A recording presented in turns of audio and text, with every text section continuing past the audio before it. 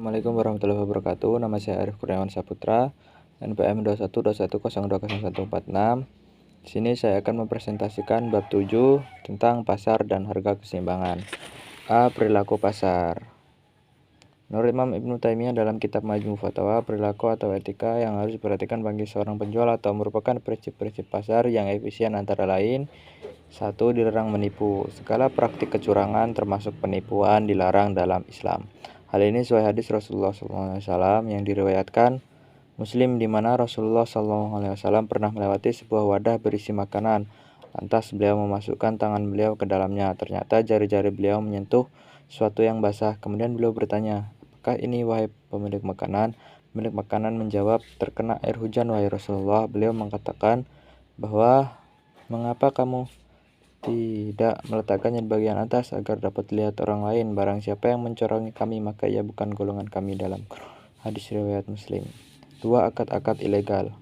Termasuk pula kemungkaran yang dilarang Allah Subhanahu wa taala dan Rasulnya dalam perilaku pasar ialah akad-akad yang diharamkan. Akad tersebut antara lain: A. Akad yang mengandung riba. Riba dapat berupa riba nasi'ah, riba fadhi. B. Akad yang mengandung perjudian.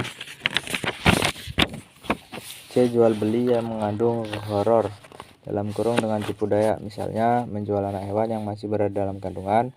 D. Mulamasah, yaitu jual beli zaman jahiliyah, yaitu dengan cara meraba-raba barang dagangan. E. Munabazah, yaitu jual beli dengan cara melempar barang dagangan dengan kerikil, di mana kerikil jatuh maka dagangan yang kejatuhan kerikil harus dibeli.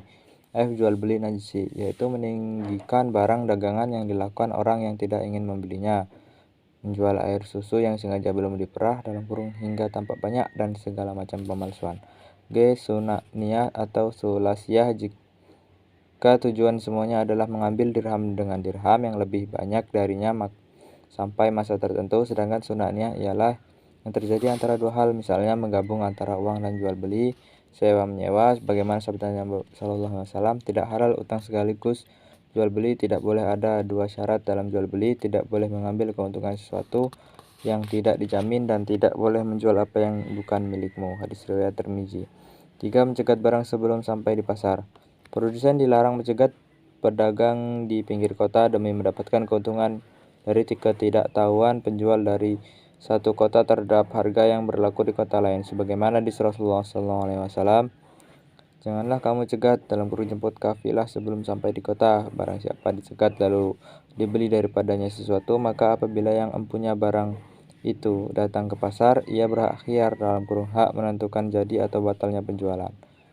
Hadis riwayat Muslim dari Abu Hurairah. 4. Dilarang menimbun barang.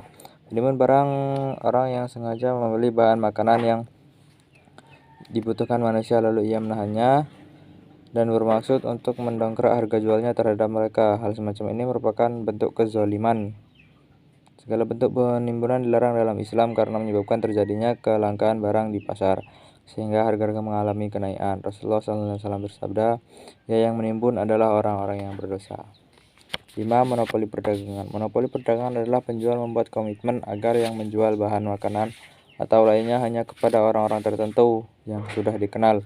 Barang itu tidak dijual selain kepada mereka, kemudian mereka menjualnya. Seandainya ada orang lain yang menjualnya, maka dilarang. Ini bisa merupakan kezaliman terhadap tugas dan wewenang penjual, dilarang dalam Islam. D. Harga keseimbangan dalam Islam. Masalah harga, atau lebih tepatnya harga keseimbangan, sangat menentukan keseimbangan perekonomian, sehingga hal ini pun telah dibahas dalam ekonomika Islam. Dalam konsep ekonomi Islam, yang paling prinsip adalah harga ditentukan oleh keseimbangan permintaan dan penawaran. Keseimbangan ini terjadi bila di antara penjual dan pembeli bersikap saling merelakan. Ba'enaan tarodim minkum. Kerelaan ini ditentukan oleh penjual dan pembeli dalam mempertahankan kepentingannya atas barang-barang tersebut. Jadi harga ditentukan oleh kemampuan penjual untuk menyediakan barang yang ditawarkan kepada pembeli dan kemampuan untuk mendapatkan harga tersebut dari penjual. Ibnu Qudamah mengutip dari hadis di atas dan memberikan dua alasan tidak diperkenankan mengatur harga. Yang pertama, Rasulullah SAW tidak pernah menetapkan harga meskipun penduduk menginginkannya. Bila itu diperbolehkan, pasti Rasulullah akan melaksanakannya. Dua, menetapkan harga adalah suatu ketidakadilan dalam dolim yang dilarang melibatkan hak milik seorang dalamnya.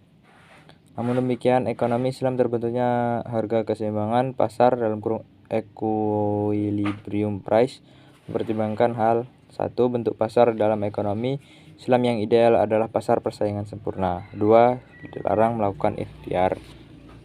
Dalam membahas harga pasar, seorang ulama salaf yaitu Ibnu Taimiyah mencatat faktor-faktor yang berpengaruh terhadap permintaan dan penawaran terhadap harga dalam Islahi 1997.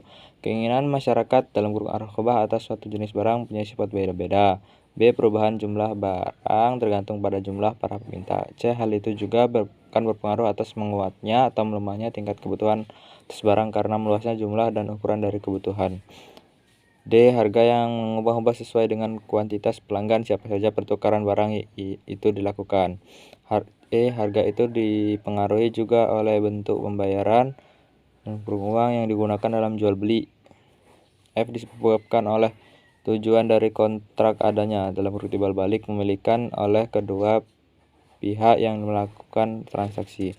C. Pengawasan harga keseimbangan. Sebagaimana pembahasan awal, pada dasarnya diserahkan kedua belah pihak antara penjual dan pembelinya sebagaimana keterangan di awal, namun dalam keadaan tertentu penentuan harga oleh yang berwenang bisa dijalankan. Penentuan di sini bermakna pengaturan atau pengawasan dalam kurung kontrol harga supaya terjadi keseimbangan. Sekian, terima kasih. Saya akhiri. Wassalamualaikum warahmatullahi wabarakatuh.